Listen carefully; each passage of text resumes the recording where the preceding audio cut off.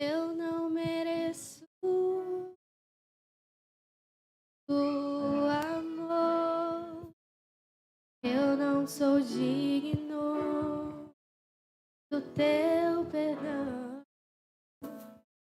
A dor que passou meu rei, meu Senhor, sempre o adorarei com amor. O Filho do Homem me libertou verdadeiramente, verdadeiramente. Posso erguer minhas mãos ao céu, levantar a minha voz e adorar, levantar a minha voz e exaltar, levantar a minha voz só pra dizer: livre eu sou.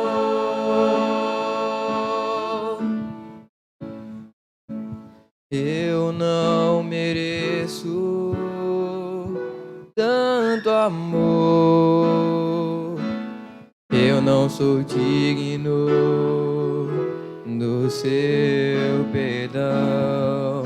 A dor que passou meu rei e meu Senhor, sempre eu adorarei com amor. O Filho do Homem me libertou verdadeiramente, verdadeiramente. Posso erguer minhas mãos ao céu, levantar a minha voz e adorar, levantar a minha voz e exaltar, levantar a minha voz só pra dizer: livre eu sou. Pra te adorar, pra te adorar, pra te adorar, eu sou livre, sou livre. Pra te adorar, pra te adorar, pra te adorar, pra te adorar, eu sou livre, sou livre.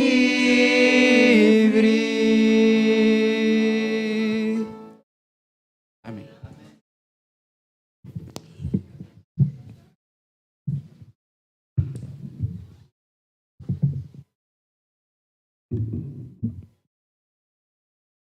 Feliz sábado, povo de Deus! Que alegria é estar na casa do Senhor nessa manhã de sábado. Que bom que você chegou, que bom que você está conosco neste momento de adoração ao nosso Deus. E de forma muito especial, nós estamos encerrando a nossa Semana Jovem. Durante tantas e tantas noites estivemos aqui aprendendo mais acerca da Palavra de Deus. E não poderia ser um momento diferente a não ser no Santo Sábado do Senhor para finalizarmos essa semana tão especial. Você pode colocar a projeção, Sandro, por favor? Desde já eu gostaria também de estender a minha gratidão ao Luiz Miguel pelo convite que foi oferecido para estarmos aqui juntamente com os irmãos para aprendermos um pouco mais acerca da Palavra de Deus. Hoje, de forma muito especial, nós estudaremos acerca de Deus em stand-by. E antes de iniciarmos qualquer coisa, nós precisamos entender o que é essa expressão, o que é esse conceito. E eu vou precisar bastante da ajuda dos irmãos para fazermos esse estudo juntos, essa reflexão juntos. Antes de mais nada, alguém aqui sabe o que significa essa expressão stand-by? Alguém sabe? Deixa eu ver a mão. Ninguém sabe? Rapaz, vocês não sabem não, é? Então vamos lá. Stand-by é um modo que geralmente é utilizado para aparelhos eletrônicos, em que os aparelhos eles estão ligados, mas eles entram em modo de espera, com baixo consumo de energia. Então nós podemos dizer que stand-by é o mesmo que modo de espera. E é sobre isso que nós refletiremos nessa manhã, sobre Deus em modo de espera. O que é esse item aqui? Vocês conhecem? O que é esse item? Um controle. Deixa só eu ver uma coisa. Quantos aqui tem irmãos? Faz só assim para eu ver. Agora uma outra pergunta. Quem aqui já brigou com o irmão por causa disso? Fala a verdade. Não? Nunca? Pois, eu sei que já. Em algum momento da sua vida, em algum momento da sua trajetória, provavelmente você já brigou com seu irmão por causa do controle. Mas eu vou além. Quem aqui talvez já brigou com o esposo, com a esposa por causa disso? Eu sei que já, não adianta. Eu sei que já. E aí vem a nossa reflexão da manhã. Por que é que nós brigamos por causa disso? Por causa do controle. Já parou para pensar o porquê? Simples. Porque quem tem o controle, tem o controle. É lógico? Não é verdade? Quem tem o controle decide em qual canal a televisão estará. Quem tem o controle vai estar ali, vai ter a sua vontade em supremacia. Quem tem o controle tem o poder. Isso é claro, talvez você não entenda até o momento o que isso tem a ver com a nossa reflexão, mas nós aprenderemos hoje pela manhã como que muitas das vezes nós colocamos o controle de nossas vidas em nossas próprias mãos e tiramos das mãos de Deus. Mas para isso, claro, nós precisamos ir para a Bíblia, porque a palavra de Deus tem um exemplo muito claro de como alguém colocou Deus em modo de espera. Por isso, abra sua Bíblia lá em 2 Samuel. Ah.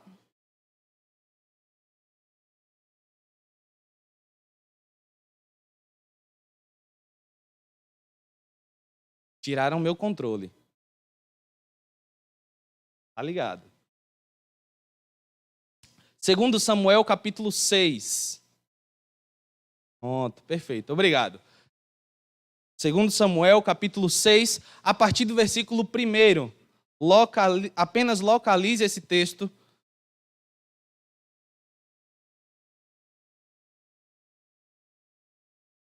Pois ele nos ensinará um pouco de como Deus, muitas das vezes, é posto em modo de espera. Agora que você localizou, feche os seus olhos e vamos mais uma vez falar com Deus. Senhor Deus que estás nos céus, mais uma vez o teu povo se encontra prostrado diante da tua grandiosa presença. E nesse momento nós estamos com a tua palavra aberta. Por isso, antes de mais nada, nós pedimos o direcionamento do Espírito Santo. Que possamos ser iluminados para que compreendamos quais são as verdades que o Senhor tem a nos dizer nesta manhã. Fica conosco, é o que nós te pedimos e te agradecemos em nome de Jesus. Amém. Acompanhe comigo 2 Samuel, capítulo 6, a partir do versículo 1. Na minha Bíblia, leio da seguinte forma. Tornou Davi a juntar todos os escolhidos de Israel em número de 30.000. Dispôs-se e com todo o povo que tinha consigo, partiu para Balaá de Judá, para levarem de lá para cima a arca de Deus, sobre a qual se invoca o nome do Senhor dos Exércitos, que se assenta acima dos querubins. Puseram a arca de Deus num carro novo e a levaram da casa de quem? De Abinadab, que estava no outeiro. E Uzá e Aiô, filhos de Abinadab, guiavam o carro novo. Levaram-no com a arca de Deus da casa de Abinadab, que estava no outeiro, e Aiô ia diante da arca. Davi e toda a casa de Israel alegravam-se perante o Senhor, com toda sorte de instrumentos de pau com faia, com harpas, com saltérios, com tambores, com pandeiros e com símbolos.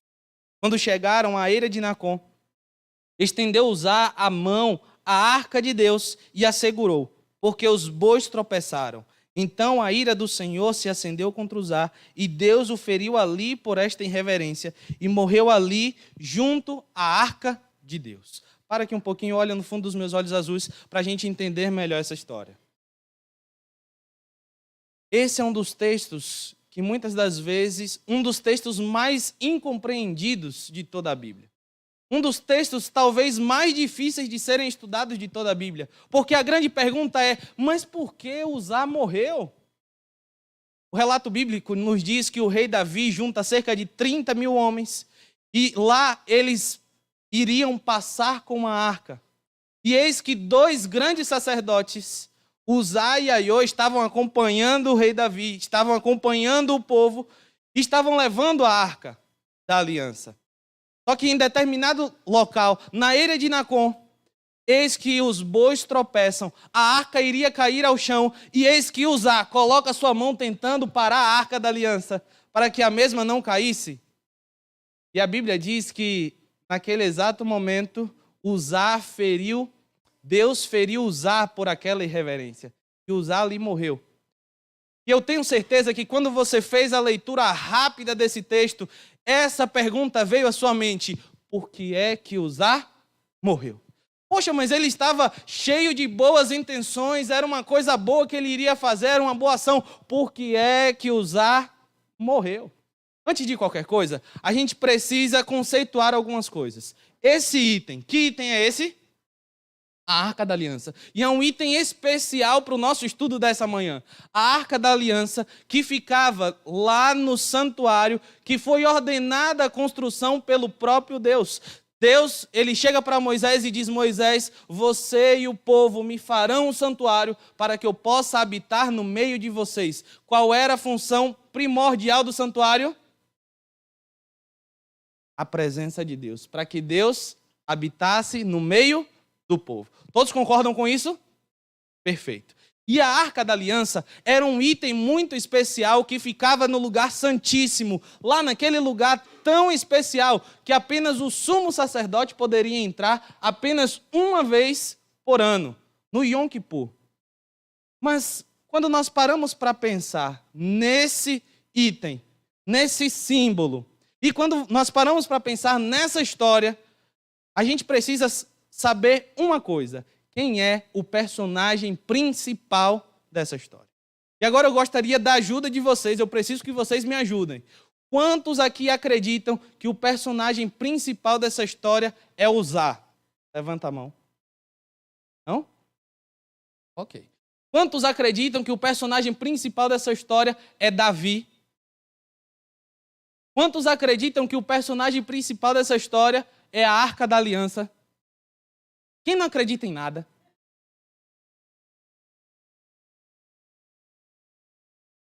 Tá faltando? Então quem é que vocês acham que é o personagem principal dessa história?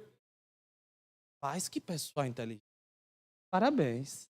Deus. Mas note que o relato bíblico, ele vem falando muito pouco acerca de Deus. Muito pelo contrário, Deus ele apenas aparece no final dessa perícope, quando disse que Deus feriu Uzá por essa irreverência.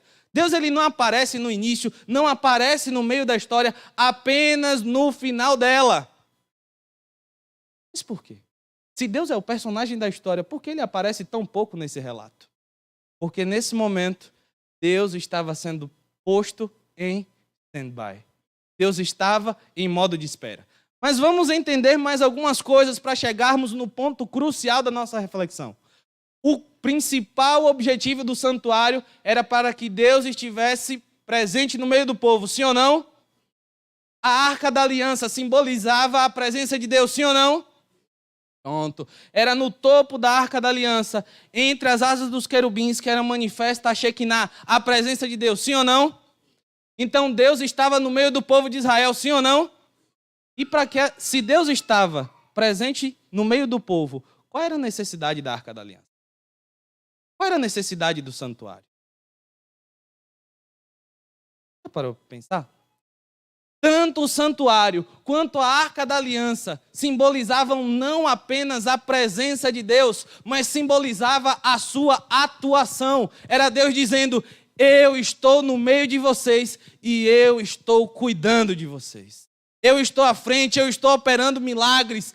Esse era o povo pelo qual Deus operara tantos milagres, pelo qual o mar se abriu, pelo qual o maná caiu do céu, pelo qual uma coluna de fogo esquentava, que uma nuvem aplacava todo o calor, o sol. Esse era o Deus que operou tantos e tantos milagres por conta desse povo. Deus estava não apenas presente, mas Deus estava atuando no meio do povo. Mas eu gostaria de voltar a atenção dos nossos queridos irmãos para o versículo 4 e 5. Acompanhe comigo novamente. Onde diz o seguinte: levaram-no com a arca de Deus da casa de Abinadab, que estava no outeiro, e Aiô ia adiante da arca. Toda a casa de Israel alegravam-se perante o Senhor com toda sorte de instrumentos de pau de faia, com harpas, com saltérios, com tambores, com pandeiros e com símbolos. Qual era o sentimento do povo naquele momento? Eles estavam em festa.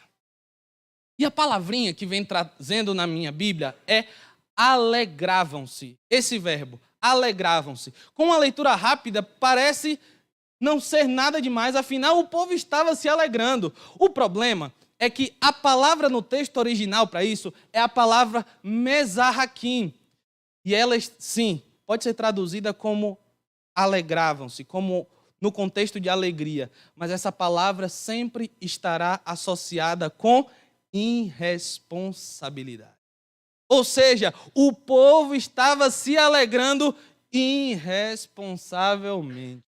Não era uma festividade qualquer. O povo estava misturando as coisas. Eles estavam sendo irresponsáveis. E a gente vai entender um pouco mais o porquê disso, o porquê desse contexto de irresponsabilidade. Mas volte para o versículo 6 e 7, onde nos diz o seguinte: quando chegaram à eira de Nacon, estendeu Uzá a mão à arca de Deus e a segurou, porque os bois tropeçaram. Então a ira do Senhor se acendeu contra Uzá, e Deus o feriu ali por esta irreverência, e morreu ali junto à arca de Deus.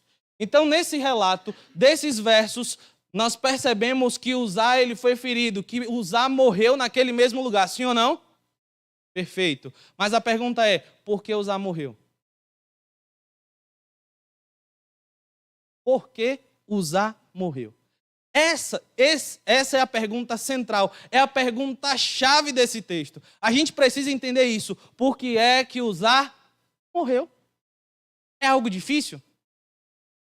Uzá, qual que era a profissão de Uzá?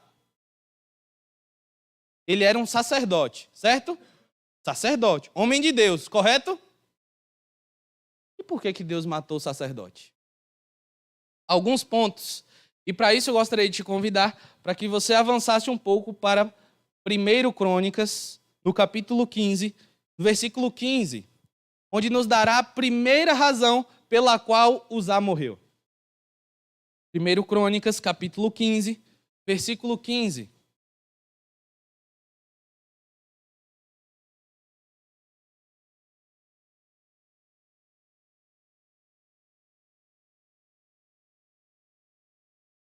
Diz assim: os filhos dos levitas trouxeram a arca de Deus aos ombros, pelas varas que nela estavam, como Moisés tinha ordenado, segundo a palavra de quem? Olha bem esse texto. Os levitas levavam a arca da aliança pelas varas, seguras nos seus ombros. Primeiro fator pelo qual Uzá morreu, o transporte era o transporte errado. E olha só o que o texto diz pra gente, que Uzá e Aiô colocaram a arca da aliança em um carro novo. Qual que você acha que era esse carro novo? Era uma BMW, sim ou não?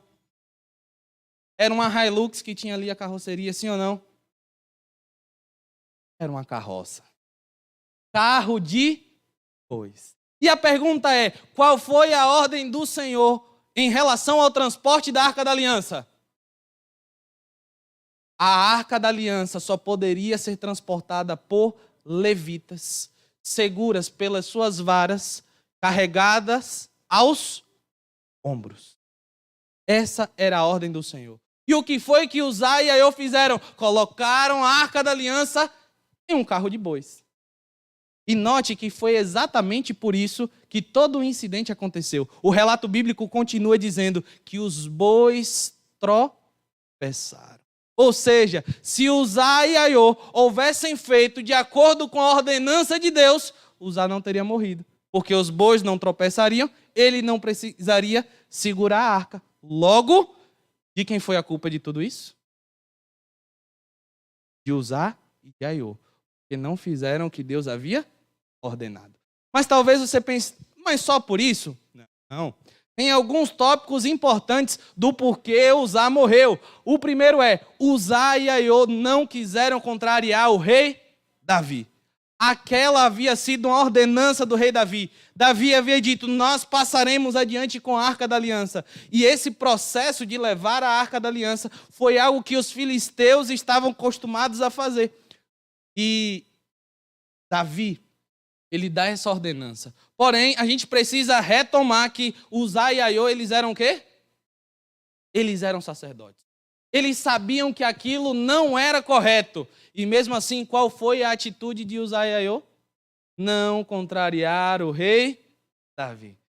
Então vem à minha mente aquele famoso texto onde diz, mais vale obedecer a Deus do que aos homens. E aqui nós vemos o segundo tópico do porquê Uzá morreu. Primeiro, o transporte era o transporte errado. Segundo, eles preferiram contrariar a Deus do que contrariar o rei Davi. O segundo era que eles estavam praticando indiferença para com as coisas de Deus. E terceiro, que eles fizeram o que eles achavam certo e não o que Deus pedia. E isso é algo muito comum em nossa geração. É algo cada vez mais e mais comum. Nós estamos acostumados a fazer o que nós queremos, o que nós achamos certos e não o que Deus pede. E assim, muitas das vezes, colocamos Deus em modo de espera.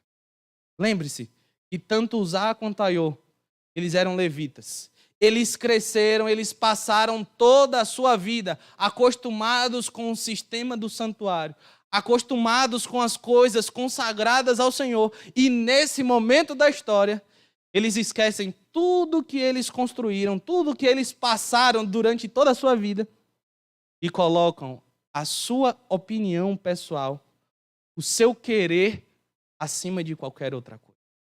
Mas uma grande educadora cristã chamada Ellen White, ao mencionar sobre esse relato, ela diz que o coração de Uzá estava repleto de irreverência. E aí a gente volta para aquele verbo que foi utilizado no texto. Era um contexto de irresponsabilidade. E aqui a gente entende que Deus não foi o culpado daquele incidente, mas o verdadeiro culpado de tudo aquilo foi o próprio Uzá. Uzá, ele foi posto entre dois grandes caminhos. De um lado tinha aquilo que Deus pedia, de outro lado tinha aquilo que ele queria, que o rei Davi havia ordenado, e essa foi a fase determinante da história de Uzá. E muitas das vezes nós somos postos entre esses dois caminhos. De um lado, Uzá estava diante aquilo que era santo, um caminho consagrado. De outro lado, Uzá estava diante de um caminho voltado para as coisas profanas. E vocês acham que ele decidiu seguir qual caminho? Vocês acham que ele seguiu qual caminho? O santo ou o profano? Foi não. A maioria das pessoas acham que foi o profano. Ele fez ainda pior. Ele juntou o que era santo com o que é? Isso é pior. Acredite, isso é pior. E naquele momento em que Uzá, ele junta o que é santo com o que é profano, quando eles estavam em um contexto de irresponsabilidade, de irreverência, eis que o grande personagem da história aparece. E o relato bíblico diz que ele interferiu. Ele feriu Uzá por esta irreverência. Às vezes, quando a gente para pensar sobre essa história, automaticamente o nosso pensamento seja, coitado do pobre do Uzá. Coitadinho. Ele não merecia isso. Sendo bem sincero, todos nós, em algum momento de nossas vidas, merecemos isso. Quantas e quantas vezes de sua vida você não uniu o que era santo com o que era profano? Quantas e quantas vezes da sua vida você não falou para Deus, Senhor, fica aí. Senhor, eu sei o que eu estou fazendo. Senhor, espera e deixa que eu resolvo. Deixa que o controle fica na minha mão. Por isso, a nossa reflexão é exatamente essa. Deus em modo de espera. E eu queria contar uma história para vocês, que aconteceu no ano de 2015. Eu sou apaixonado pelo Clube de Desbravadores. Eu sou desbravador desde os 9 anos de idade. Na época era permitido, o sistema não funcionava como hoje. Comecei com 9 anos. E se tem uma coisa que desbravador gosta, é de quê? O que o desbravador mais gosta? Acampamento o quê, rapaz? Não é classe bíblica? Classe bíblica. Eu sei que é acampamento. O que o desbravador mais gosta é acampamento, é campori, são as saídas. Eu não sou diferente, eu sou apaixonado por campori. Se tem um campori, tô lá colado. Isso aconteceu exatamente nesse contexto de Clube de Desbravadores. No de 2015, eu decidi que eu iria participar de um campori. Geralmente eu não vou para camporis com clubes. Porque geralmente eu vou trabalhar, né? E eu estava indo com um amigo. Sua esposa e seu filhinho de 2 anos de idade. E decidimos que nós iríamos sair de madrugada. Afinal, de onde nós estávamos para o local do campuri eram cerca de 17 horas de carro. E decidimos que nós sairíamos às 3 horas da manhã. Fomos, nos preparamos, estava tudo escuro e começamos a nossa viagem. Seguimos. Quando eu achei que já estava chegando, ainda era 7 horas da manhã. Eu falei, vamos tomar café. Vamos tomar nosso de jejum. Paramos, comemos e retomamos a nossa jornada. Quando era aproximadamente 8 horas da manhã, eu estava dormindo no banco de trás. A esposa do meu amigo estava no banco da frente dormindo. O filho do meu amigo estava na cadeirinha também dormindo. E o meu amigo que estava dirigindo também estava dormindo. E eu lembro que lá no banco de trás eu começo a ver o carro fazendo movimentos estranhos.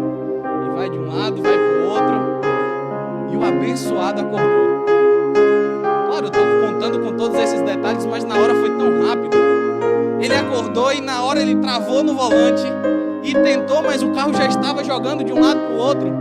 E nós estávamos já em um local chamado Chapada Diamantina, em que o relevo é bem acidentado.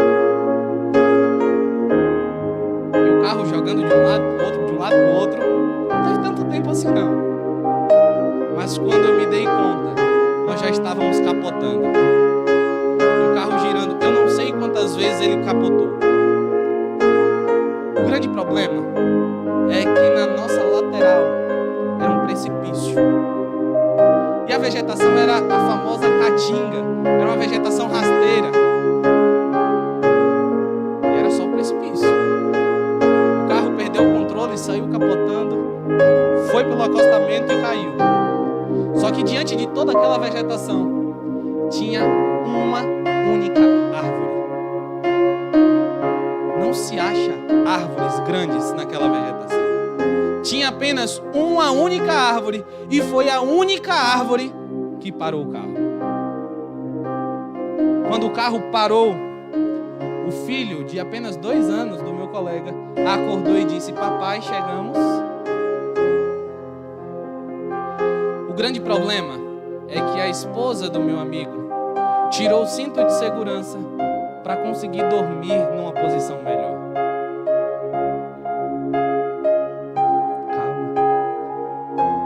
Acredite, mesmo sem o cinto de segurança, ela não sofreu um arranhão. E louvamos a Deus por isso.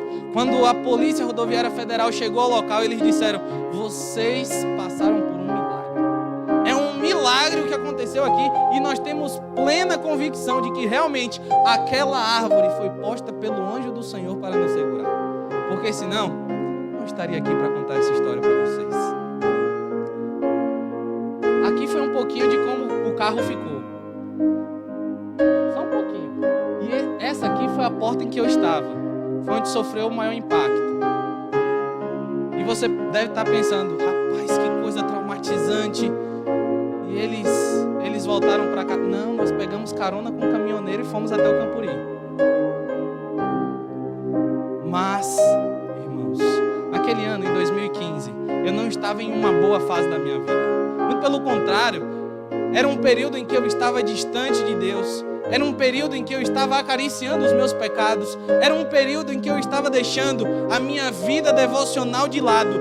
Literalmente, eu estava colocando Deus em modo de espera na minha vida. Eu estava colocando Deus em stand-by. E eu sei que nessa manhã tem pessoas aqui que também estão fazendo exatamente a mesma coisa.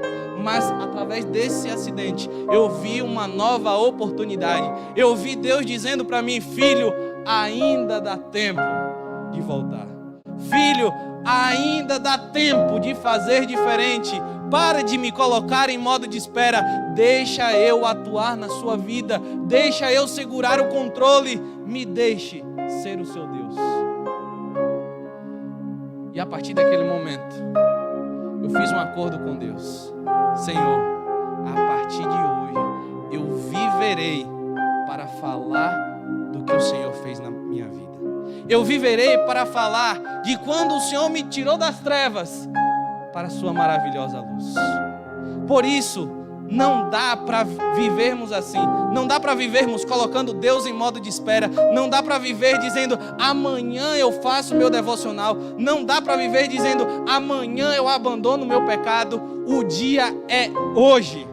Não dá para ficar brincando de sermos deuses e colocando Deus, o verdadeiro, único e soberano Deus, em modo de espera. E eu sei que de forma muito especial, aqui nós temos pessoas que estão passando exatamente por isso. Estão colocando Deus em modo de espera em suas vidas. Eu sei que tem jovens aqui que têm pecados ocultos, acariciados, que a cada dia são fortalecidos. E o pecado, a força do pecado é determinada pelo tempo que nós passamos o ajudando a crescer. Por isso, de forma muito especial, eu queria te falar uma coisa. Querido irmão que está aqui, querido irmão que nos acompanha pela internet, deixe Deus ser Deus na sua vida. Para de colocar Deus em modo de espera. Para de dizer: amanhã eu faço, amanhã eu melhoro, amanhã eu deixo. O dia é hoje. Deus sabe de tudo. Deus ouve tudo. Deus vê tudo. Por isso, Deus sabia o que se passava no coração de Uzá. E Ele também sabe o que se passa no seu coração. Deus sabe qual era o contexto em que aquelas pessoas estavam inseridas. Mas Ele também sabe o que é que está se passando com a sua vida. Ele sabe quais são as dificuldades, quais são os pontos que te causam medo, quais são os pontos de fraqueza da sua vida. Uma coisa é certa: o mesmo Deus que cuidou de Israel, o mesmo Deus que cuidou de mim, é o mesmo Deus que está ansioso para cuidar e transformar a sua vida. Durante toda essa semana nós falamos acerca de decisão, que os jovens precisam se decidir. Nós falamos acerca de transformação de vida e hoje não poderia ser diferente. Nós finalizamos essa semana jovem, com a certeza de que Deus quer transformar a sua vida. Deus quer que você seja um verdadeiro discípulo. Não apenas de fachada, como Uzá estava sendo naquela história, mas Deus quer verdadeiros adoradores que não o coloquem em modo de espera, mas que digam: eu sei o Deus que eu sirvo. Se você é um desses jovens, e claro, a gente já classificou que jovens vai até os 120 anos, né? Se você é um desses jovens, eu gostaria de te convidar para que a partir dessa manhã você tomasse uma decisão especial de viver a sua vida ao lado do verdadeiro Deus. Eu gostaria de te convidar para que você decidisse realmente entregar o controle da sua vida nas mãos do Senhor, com a certeza de que o mais Ele fará, com a certeza de que Ele cuidará de você, assim como Ele cuidou do povo de Israel, assim como Ele cuidou de tantos e tantos personagens bíblicos. Ele quer cuidar de você, mas para isso você precisa deixar. Para isso, você precisa dizer: Senhor, seja o meu Deus, esteja presente e atuante na minha vida. Esse é o desejo do teu coração? Eu não senti. Eu não fiquei nem arrepiado. Esse é o desejo do seu coração, que Deus transforme, cuide e atue na sua vida, sim ou não? Amém. Louvado seja Deus por isso. Por isso, com esse pensamento, eu gostaria de te fazer um convite especial. Para que aí onde você está, nós iremos cantar uma música. O hino Deus sabe, Deus ouve, Deus vê. E o convite que eu faço para você de maneira muito especial é para que aí, no banco, você feche os seus olhos e faça um concerto com Deus. Para que aí onde você estiver, você diga: Senhor, esteja atuando na minha vida. Logo depois, quando você finalizar a sua oração, coloque-se de pé para juntos darmos sequência cantando esse hino de louvor ao nosso Deus, para depois finalizarmos com a oração.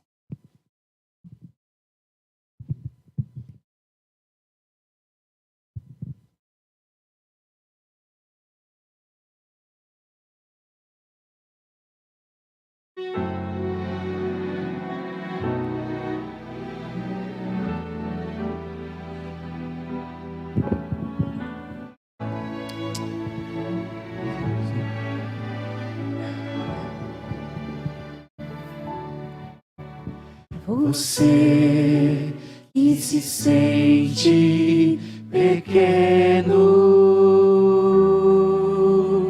dirija seus olhos a Deus. Não deixe que sombras o envolvam.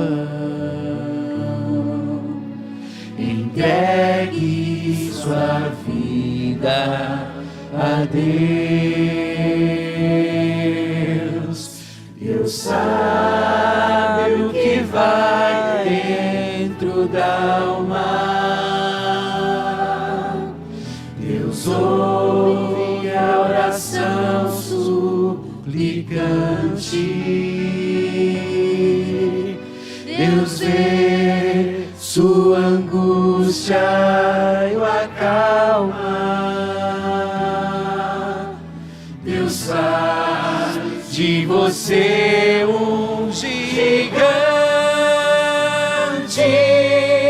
Deus sabe o que vai dentro da alma.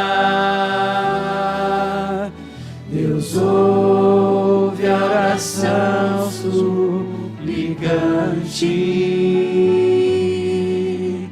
Deus vê sua angústia e o acalma.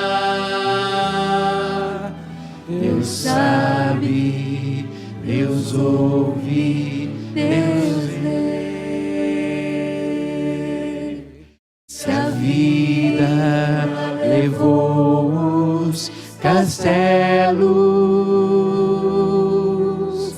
que em sonhos você construiu,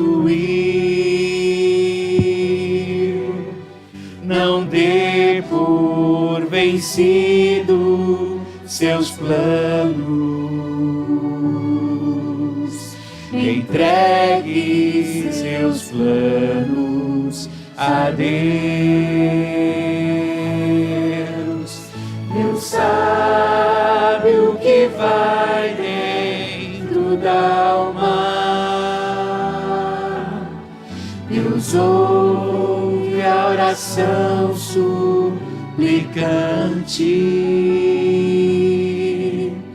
Deus vê sua angústia e o acalma. Deus faz de você um gigante. Deus sabe o que vai dentro da alma. Deus ouve a oração suplicante.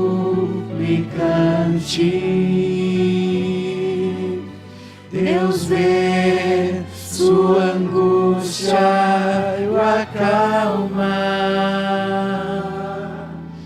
Deus sabe, Deus ouve, Deus vê.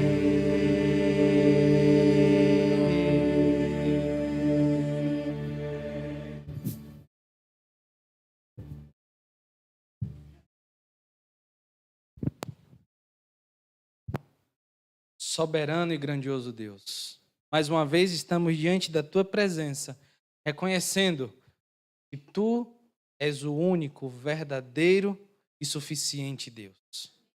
Nós Te agradecemos pelos momentos em que aqui passamos, onde refletimos acerca da Tua palavra, mas de maneira especial, nós agradecemos porque nessa manhã de sábado, o Senhor nos disse que ainda existe tempo, que ainda existe esperança, que ainda existe salvação através do sacrifício de Jesus na cruz. Por isso, de forma muito especial, nós pedimos forças para que realmente consigamos vencer o pecado, para que consigamos permanecer firmes, sem em qualquer momento colocar em modo de espera. Por isso, Senhor, nos ajuda, nos dá a Tua força, nos dá a Tua paz, para que venhamos a ser verdadeiros e fiéis discípulos. Que o Senhor permaneça conosco e que possamos prosseguir rumo ao alvo, que é a salvação em Cristo. Por isso, todas essas coisas nós Te pedimos, nós Te agradecemos, não porque nós merecemos, mas porque nós confiamos nos méritos e no poder de Cristo Jesus, que vive e reina para todo sempre. E por isso, todos juntos dizemos: louvado seja.